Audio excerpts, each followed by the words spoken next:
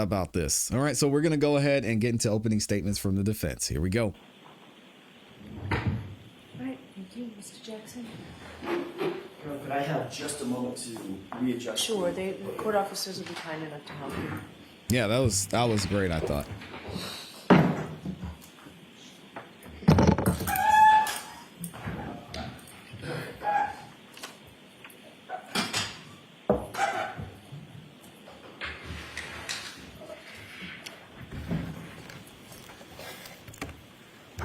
May I, Your Honor?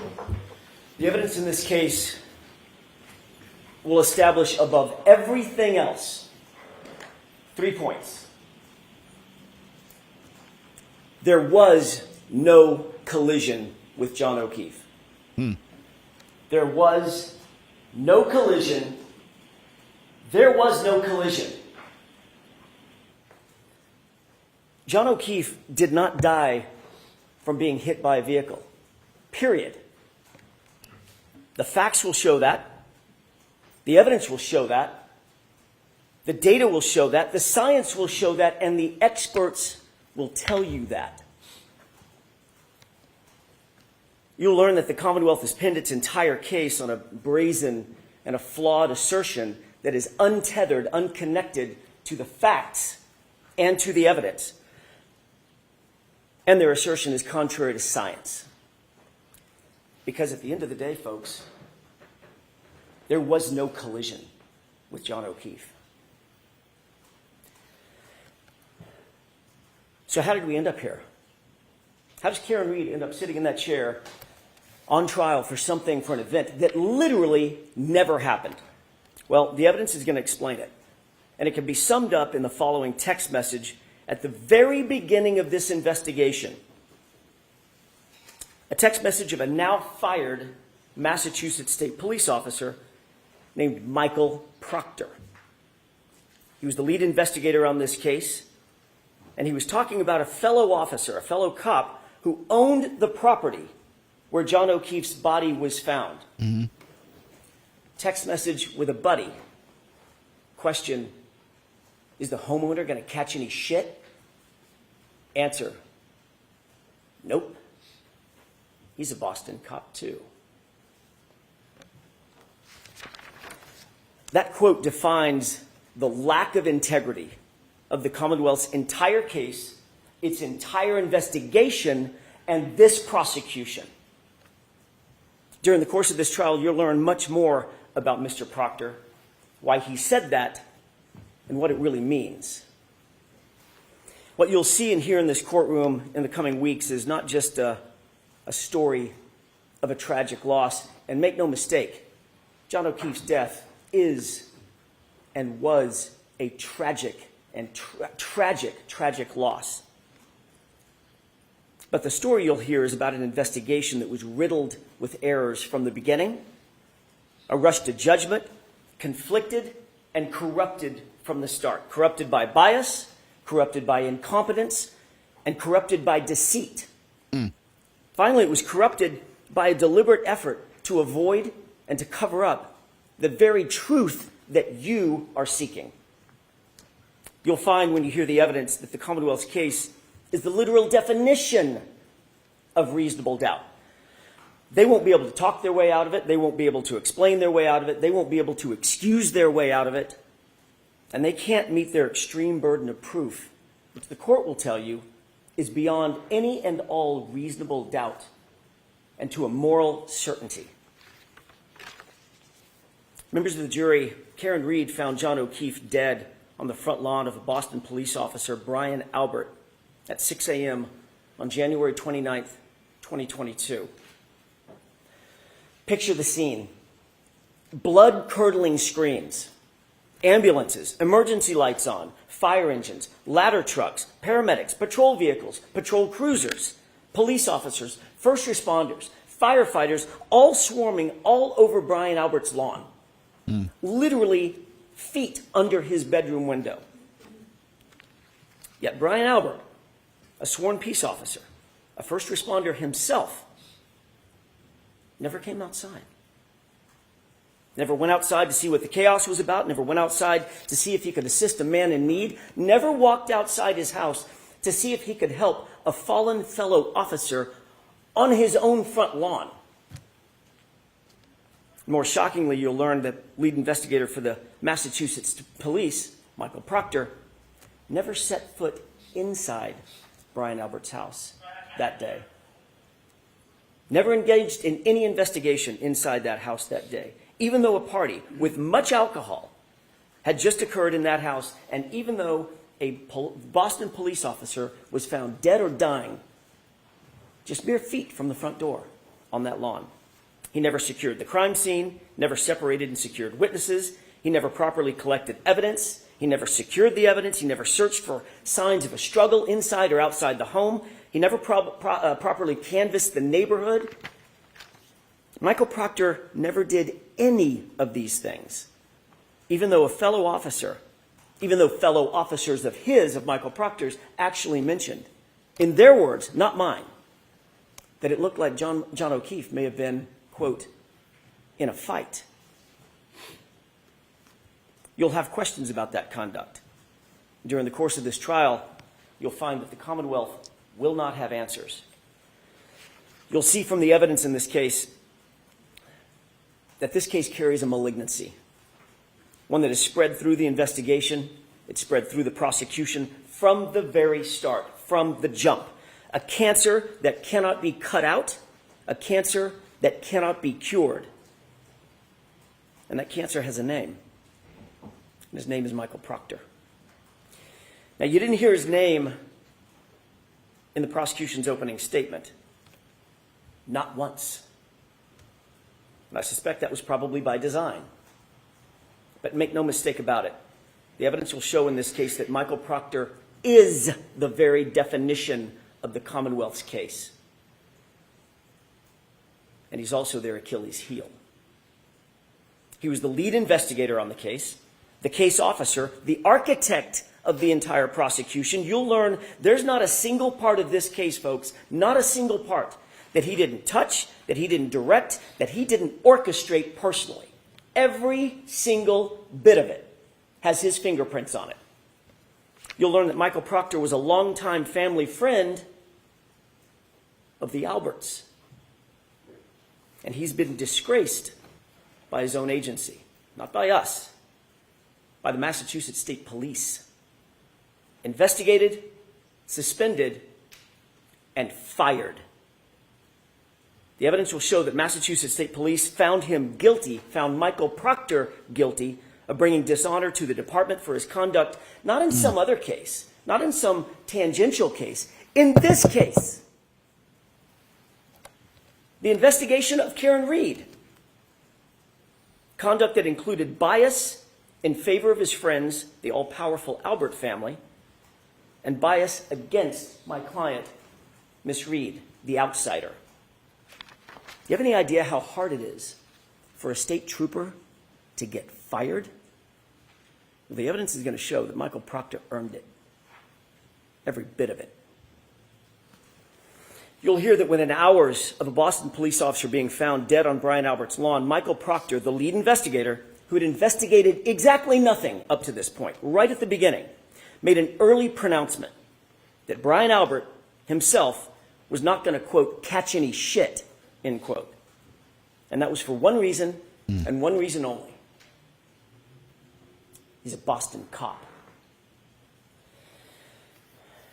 The evidence will show that Michael Proctor made this statement in a text conversation with his high school buddies. A text he never thought would see the light of day, certainly never thought we would get a hold of. And when he thought no one was looking, he actually said the quiet part out loud. He's a cop too. We'll give him a pass. You'll learn that in Michael Proctor's world, rank has its privileges. And the evidence will show that's privileges that you don't get and I don't get. But apparently a Boston police officer, Brian Albert, and his friends, they do get. You'll learn that in Michael Proctor's world, he didn't care about finding the truth. In his world, his priority was to protect the brotherhood, to protect that blue wall, Uh-oh. to protect his friends who were at the Alberts house that night. I want to take a step back, if I could, and spend the next few minutes talking a little bit more detail about what the actual facts in this case will show, not based on speculation, not based on surmise, not based on guesswork or conjecture, but the actual true facts that you will learn through the course of this trial. On January 28th, 2022, it was a Friday night. John and Karen had made plans to meet up with friends for drinks. It was a happy and normal night for them. They were affectionate, they were loving, they were in good spirits, nothing out of the ordinary. They started at a local watering hole called C.F. McCarthy's. You've heard that name before and you'll hear it again. And eventually they made their way over to the Waterfall Bar and Grill, another bar where they ended up. When they got to the Waterfall Bar and Grill, the Albert family was already there, already heavily drinking. You'll learn that this was no ordinary family, the Alberts. The Albert family was a well-known Canton family. Some might even describe them as a very powerful Canton family. Brian Albert was there at the waterfall. You'll hear that he's a longtime Boston police officer. His wife, Nicole Albert, was there with him. His brother, Chris Albert, a powerful Canton politician. He sits on the select board. The select board actually governs the police department, the Canton PD. He was there. His wife, Julie Albert, was there. Their daughter, Caitlin Albert, was there. His sister-in-law, Jennifer McCabe, was there. Her husband, Matt McCabe, was also there. They were all there drinking before John and before Karen ever arrived. That's true. I do. You'll learn that a man by the name of Brian Higgins, also a law enforcement officer and longtime friend, longtime pal of Brian Albert, he was also there. And the two of them, the two Bryans, had been drinking most of the night together. You'll see video footage from the waterfall, which will show you that Karen and John were happy. They were affectionate. They were caring. They were loving. Just business as usual, out on a date on a Friday night. But that exact same video footage which lead investigator Michael Proctor plainly chose to ignore that video footage. It paints a very different picture of Brian Higgins. You'll learn that Higgins had romantic designs for Karen. Uh-oh. That becomes important. Brian Higgins had engaged Karen in flirtatious texts. Uh-oh. But days earlier, she had put a stop to it. She had ghosted him, in common parlance. In other words, just ignored him. The evidence will show that the first time he saw her and was in her presence after being rejected by her was when she walked into the Waterfall Bar and Grill along with her boyfriend, John O'Keefe. At 11:58 p.m., just minutes before John ultimately arrived at the Albert residence, you'll see a video at the waterfall of an unsettling interaction, troubling interaction between Brian Higgins and John O'Keefe. Oh, they were fighting And over unlike Karen? the lead investigator, Michael Proctor, in this case, you won't ignore that evidence. Uh-oh. As the bar was closing around 12 midnight, the Alberts invited everybody back to their house for a get-together to just keep the night going. And you'll learn that Karen and John ultimately pulled up to the house. They got out of the SUV to make sure they had the right address. You see, neither John nor Karen had ever been to 34 Fairview. They weren't even sure they were at the right address. And the evidence will establish that John got out of the SUV and went into the house. Let me say that again. The facts unequivocally, the data, the science, the witnesses will all unequivocally establish that John O'Keefe went into the Albert home that night. Eyewitnesses and forensic data will establish that fact. When he didn't come back out, you'll learn that Karen grew increasingly frustrated. She got upset. She was left alone in a car, in the cold, in the middle of the night, with the car idling. John had gone into the house. She expected him to come right back out. And when he didn't, seconds turned into minutes, and minutes started to clock away. She left John a voicemail, then another voicemail, voicemail after voicemail after voicemail, text messages. But he was unresponsive. He didn't pick up a single call. He didn't respond to a single text. The longer he didn't respond, the more upset she got. The Commonwealth will intimate, as they already have in their opening statement, that these voicemails are evidence that the two were fighting. The actual evidence in this case, however, will show the exact opposite. You'll hear that Karen was very agitated. You'll hear some voicemails where she's swearing. You'll hear voicemails where she calls him names. There's name calling. But you'll also hear the context of those voicemails. And every single one of them, every single one of those voicemails was left for John after he failed to come back out of the house, after he failed to respond to her voicemails and to her texts. Karen believed John had just left her sitting there, grabbed a beer, was partying with his friends. Why didn't she just go The evidence inside? will actually show that John and Karen never had a crossword, not a single crossword that entire evening before he left that SUV and went inside the house. And you will learn what Karen had absolutely no way of knowing at the time. It wasn't that he wouldn't respond to her. It's that he couldn't respond to her. And the evidence will show you why. Let's talk about that. We'll introduce you to a doctor named Elizabeth Lopesada, a renowned forensic pathologist, a medical examiner, and a professor at Brown University. Very nice. She will tell you that the injury to the back of John's head, first of all, was immediately incapacitating. And that has meaning. At the moment he suffered that fatal head injury, he couldn't walk, talk, grab his phone, cry for help, nothing. He was completely incapacitated, completely unconscious from the moment he suffered that injury. He was completely still and incapable of interacting with anyone or anything. But the doctor will tell you something more, and just as important. She'll tell you that John O'Keefe did not suffer from hypothermia, as the Commonwealth will undoubtedly allege. His body showed no signs of it. No frostbite, no cold-induced injuries to his organs, no damage based on cold or frost. Ladies and gentlemen, the scientific evidence and the medical evidence will establish that John O'Keefe had to be injured somewhere else, somewhere warmer, and his body had to have been moved out into the cold. Going for And that's where, 77 to 6 a.m., 71 degrees. Karen found him. It's not a big the drop. next morning. You will learn that John did not have a single injury consistent with being hit by a car. Let me say that again. The evidence will establish that John did not suffer a single injury on his body consistent with having been hit by a car. Not one. You'll learn that John's torso, his ribs, his chest, his arms, his hips, his legs, his knees, his ankles, his feet, all of them, no broken bones, no fractures, no contusions, no torn ligaments, no internal injuries, not even a bruise. Nothing consistent with a car accident, despite the Commonwealth's contention that he was slammed into by a 6,000-pound SUV. Not a bruise. Dr. Lopesada will tell you with medical certainty that, in fact, John was not struck by a vehicle. Medically and scientifically, he could not have been struck by a vehicle.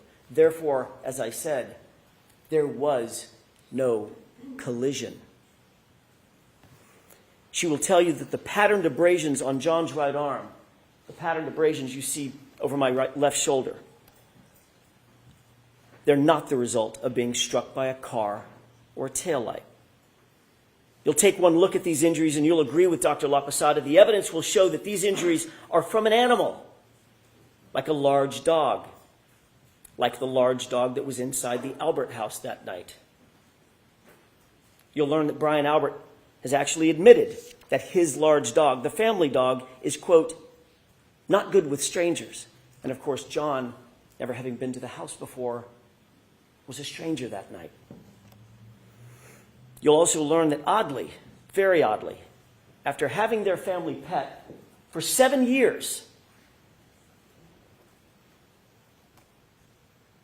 A short time after this incident, the Alberts got rid of that dog.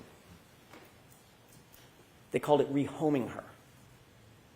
But she was gone. Rehoming has always been a funny term to me. Dr. LaPosada will also tell you that the injury to John's head was not the result of falling backward onto a flat lawn, cold or otherwise. Rather, Dr. LaPosada will tell you with medical certainty that the injury pattern to his scalp was produced by an impact from a raised or ledged surface, a surface that does not exist on Brian Albert's front lawn where John was found. The medical evidence will establish no hypothermia, no injuries from a car strike, no collision with a motor vehicle. And forensic analysis of John's cell phone, Mr. Brennan mentioned that in his opening statement.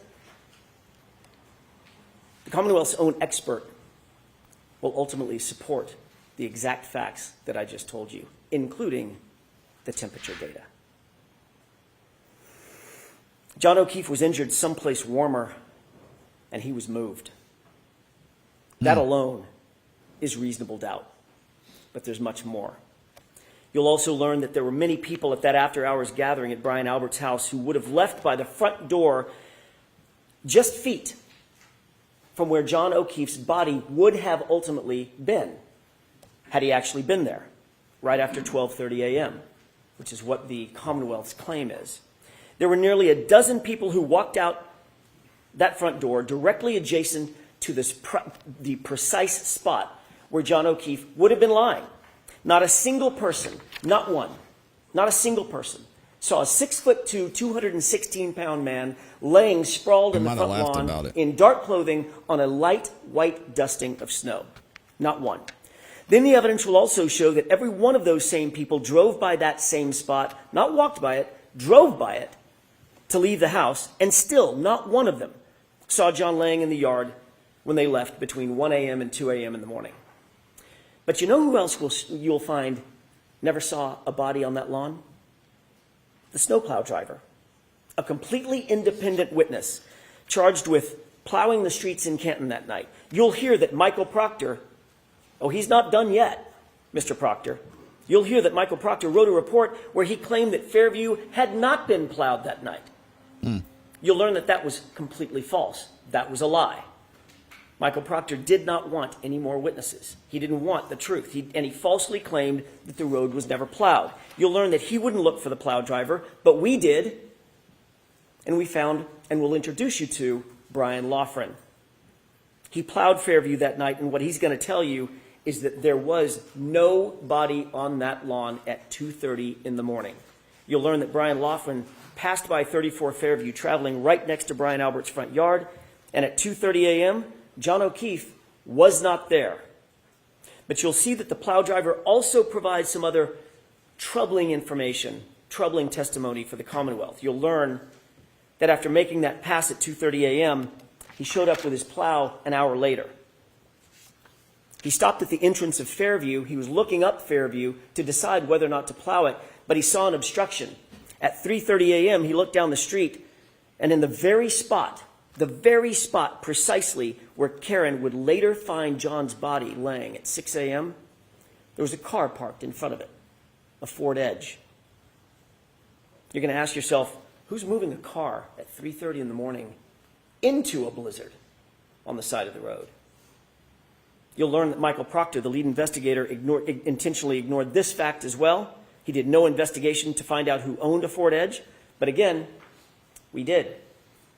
And the evidence will establish that a Ford Edge happens to be a favorite model of the Albert family. More than one Albert owned a Ford Edge at the time. You'll learn that those facts will add to the mounting and the overwhelming evidence that there was no collision and John O'Keefe's body was moved onto that lawn. You'll find that this is yet additional reasonable doubt in the case. You'll be introduced to science and physics, even from the Commonwealth's own experts. That science will establish that Karen Reed's SUV was not damaged by hitting a pedestrian, and conversely, John O'Keefe's injuries did not come from being struck by a vehicle. Is it too loud now? Let me turn it down. Commonwealth mentioned triggering events. But what you'll actually learn from the experts, some of them the Commonwealth's own experts, is that a triggering event is not evidence of an accident. It does not evidence a collision. That's why we're here. A collision. And there's no evidence of one.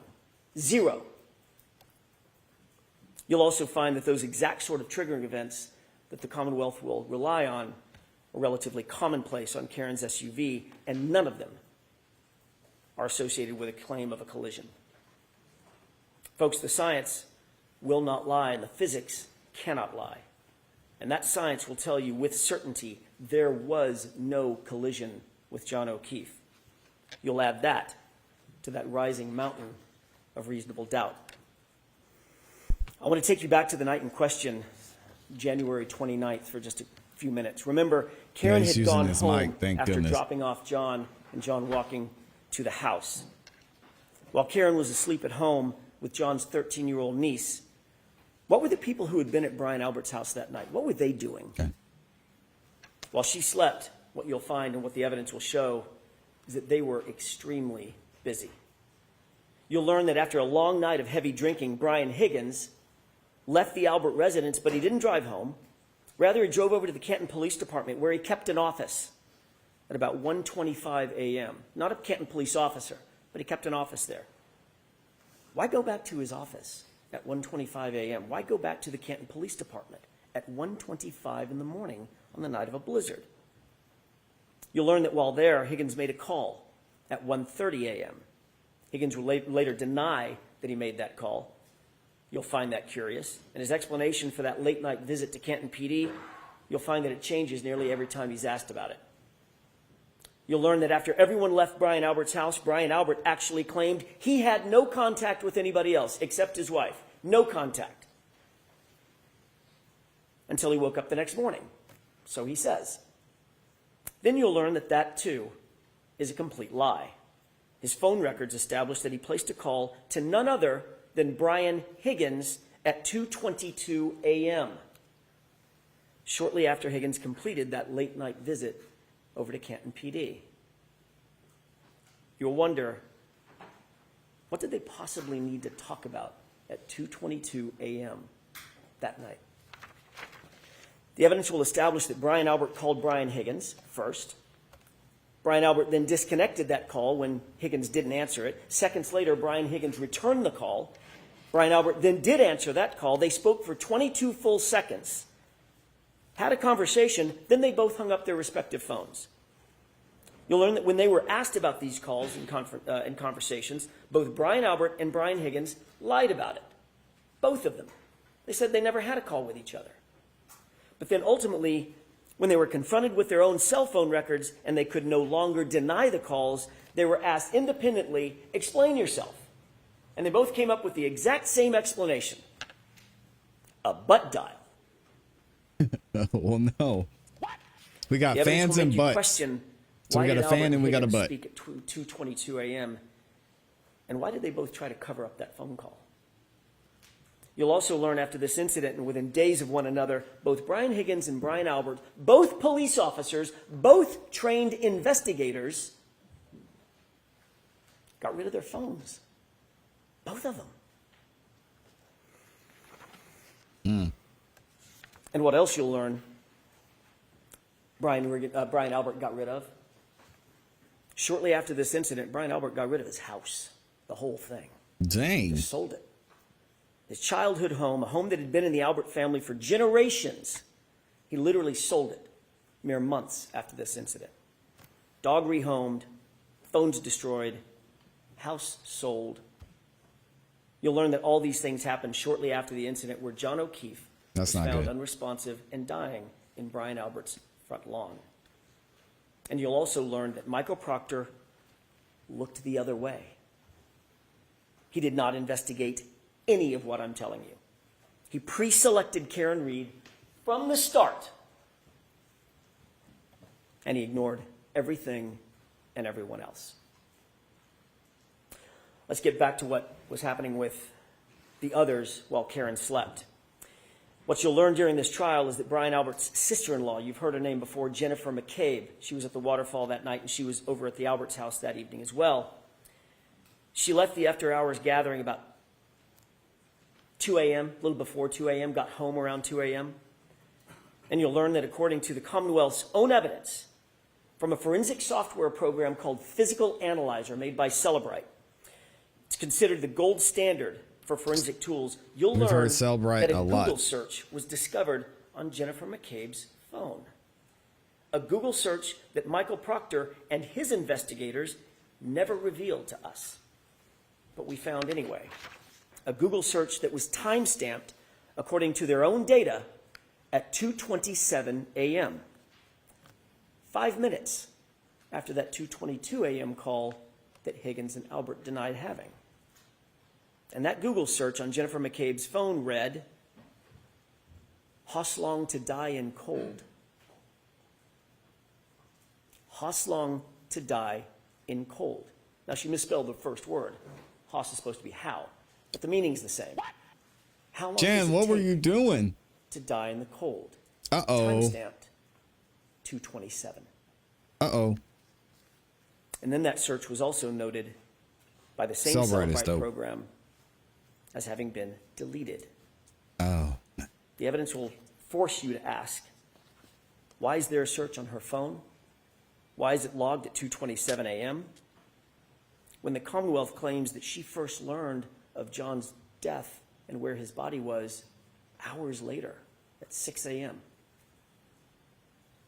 So what you'll learn is that while Karen slept, here's what was actually happening by some other very busy bees. 1:25 a.m., Brian Higgins makes an unexpected visit to Canton PD. 1:30 a.m., he makes a phone call that he later denies ever making. At 2:22 a.m., Brian Higgins and Brian Albert talk. They both deny and lie about having made that phone call. 2:27 a.m., 5 minutes later, a Google search appears on Jennifer McCabe's phone, "Hoslong to die in cold," hours before John's body was ever discovered. A Google search she denies making, and that she later, or at least it was later logged as deleted. Meanwhile, at 2:30 a.m., the plow driver confirms that O'Keefe's body was not on the lawn of Brian Albert's house, not at 2:30 in the morning.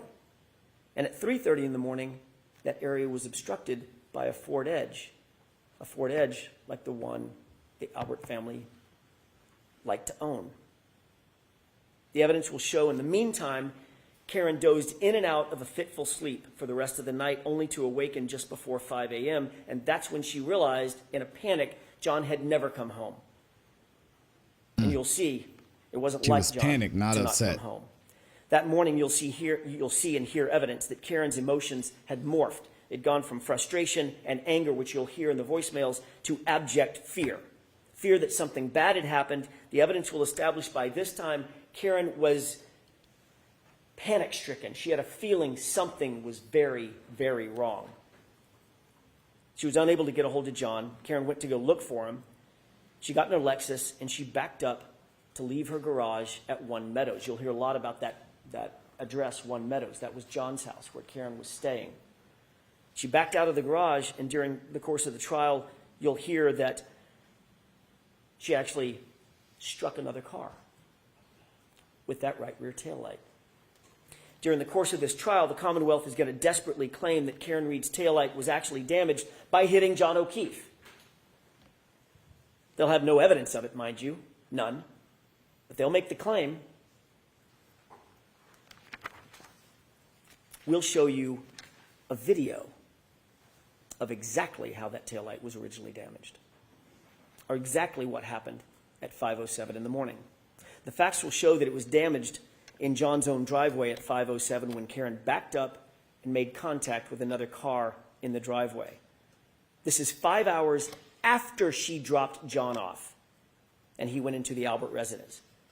As a result, the taillight was minimally cracked, but it wasn't completely shattered or damaged or broken.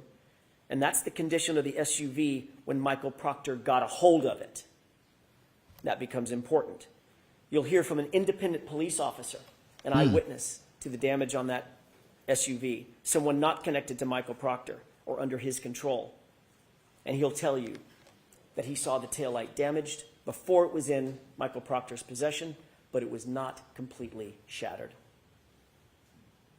And you won't have to speculate how that taillight got cracked originally. You'll see it for yourself. It's on video. You'll learn that part of the reason that Karen's Lexus hit that car at One Meadows is because she backed out looking for him at a time when she was absolutely panic-stricken and grief-stricken. Where was John? Why hadn't he come home?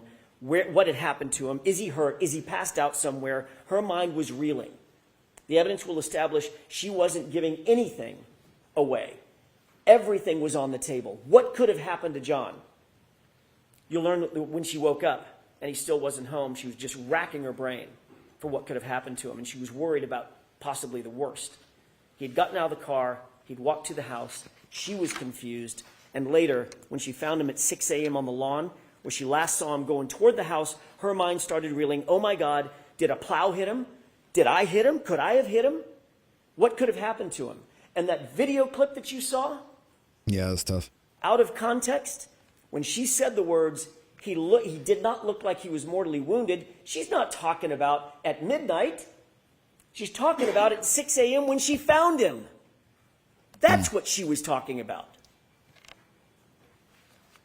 Your job will be to make sure that the evidence isn't presented to you too cute by half. She was saying all those things. Did a plow hit him? Could I have hit him? Did I hit him? She was saying that to herself and to other people. And the Commonwealth, very obviously, will try to seize on that panic and twist this into some admission. But here's the actual truth. That's not a confession. Could I have hit him? Did I hit him? Could a plow have hit him? That's a person trying to make sense of an unexplainable circumstance, a natural concern of a bereaved significant other, a woman desperately trying to piece together what could have happened on this tragic night. John didn't come home.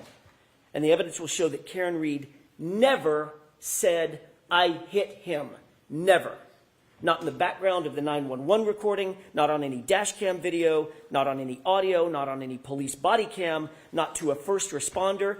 It's never mentioned in a single report. It's never reported in a single report from January 29th, not by one person, because it never happened. The evidence will show that there were at least 13 members of law enforcement or first responders and 2 civilian witnesses that were intently focused on what was happening at that scene. They were all over the lawn. They were all over Karen. Officer Sarath, Mullaney, Good, Lank, EMT Nuttall, Flamati, Kelly, Walsh, Woodbury, Whitley, Becker, Robery, McLaughlin, Carrie Roberts, Jennifer McCabe. They were all there, watching and listening. On January 29th, when John O'Keefe was found, not one first responder reported having heard Karen Reed say the words, I hit him. Not one. Not one civilian reported having heard Karen Reed say, I hit him. The facts will show that the first time this improved statement was ever claimed to have been made was some 24 hours later by a single EMT in an interview. Now listen to this. In an interview coordinated by a Canton police detective named Kevin Albert. Brian Albert's brother. And remember, Chris Albert, the other brother, is a board selectman to whom the Canton Police Department reports. And what's more, you'll learn that Katie McLaughlin, that's the EMT, that's the single EMT, the first person to have claimed to have heard this unrecorded and unreported statement, is years-long close personal friends with a young woman named Caitlin Albert. Uh-oh. You heard that right. It's Brian Albert's daughter.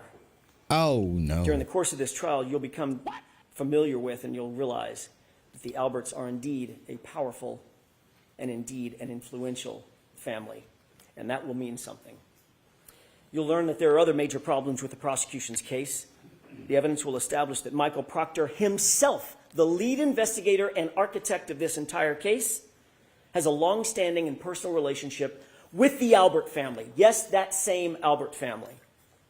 His sister was close friends with Julie Albert. He personally sat at head tables at weddings, or at a head table at weddings with the Albert family. He entrusted the Alberts with babysitting His own children. Oh, you heard my. that correctly. And yet he was the lead detective assigned to investigate the circumstances of a Boston police officer laying dead on the Alberts front lawn. Starting to get interesting. That's not just bias, you'll learn. That's not just coincidence. That, folks, is corruption. And you'll see how far it went. Not the C word. Michael Proctor was alone with all the critical evidence in this case, alone with Karen Reed's phone, alone with John's phone, alone with video footage, alone with the taillight material, alone when he claimed to recover evidence from 34 Fairview. He wrote the search warrants. He transported the evidence. He secured it. He submitted it. He did it all. That's Michael Proctor. And he did it without any reasonable oversight. Oh, no. You'll see Are during you the trial that he serious? intentionally lied and fabricated evidence during the course of this investigation. He lied in reports. I want to see this report. He lied about the time that he actually secured Karen Reed's vehicle. Why? Why would he lie about that? The evidence will give you the answer. He lied because he did not want it revealed that he had access to that vehicle and he had access to that taillight before any taillight fragments were found at 34 Fairview. Dang. Appreciate that. He had access to the vehicle before a single piece of taillight material was ever found at the scene. You'll find that there were two searches. The first and second search found zero. Nothing. Nothing around John's body. Nothing in the street. Not one piece of taillight fragment.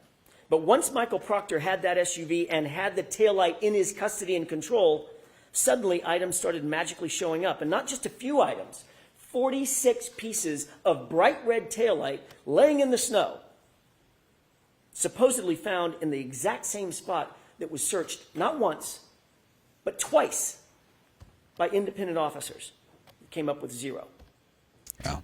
To be clear, you'll learn that before Michael Proctor had access to that taillight, not a single piece was ever recovered at 34 Fairview. That will become vitally, vitally important. And what about those shards of plastic, by the way? What about this DNA that the Commonwealth mentioned? It's not a great look. They're going to try to dazzle you with talk of DNA because it sounds so scientific.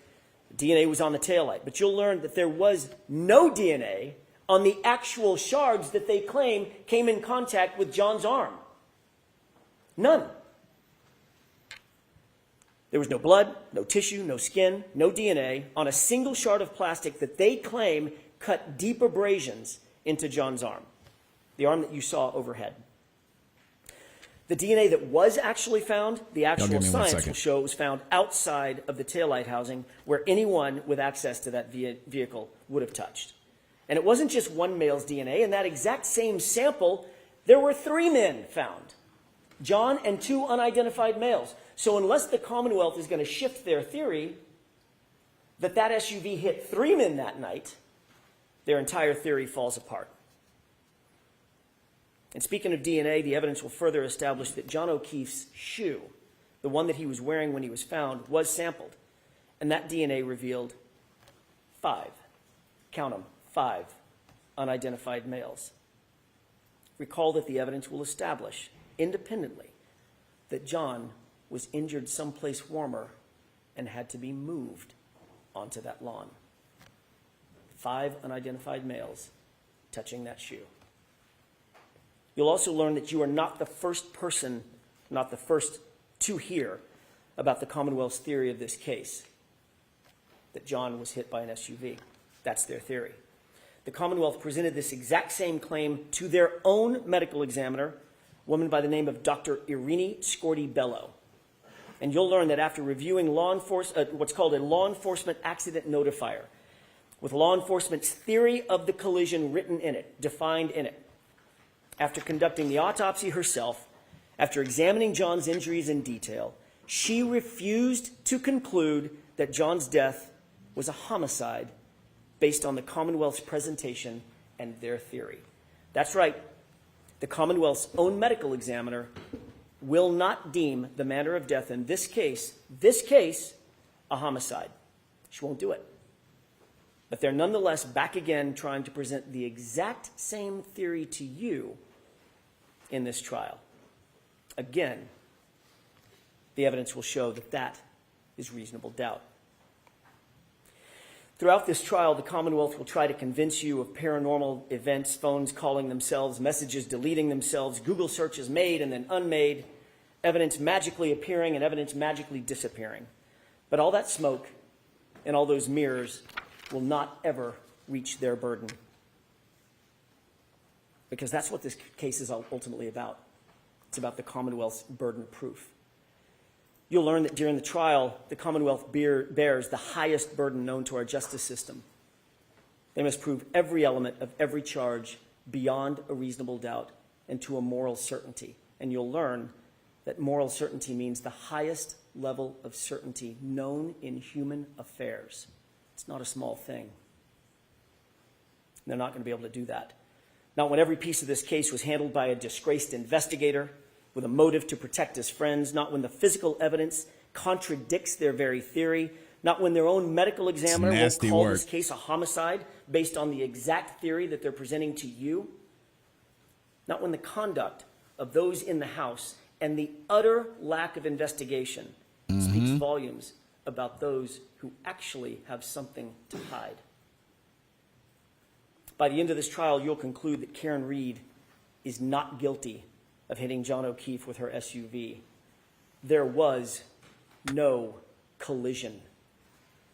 She's the victim of a botched and biased and corrupted investigation that was never about the truth, folks. It was about preserving loyalty. You'll find that this case is the very definition of reasonable doubt. And at the end of this trial, we'll ask you to return the only verdicts, all three of them, that are consistent with the evidence, the science, the truth, and justice. Not guilty, not guilty, not guilty. Thank you. Thank you, Mr. Jackson.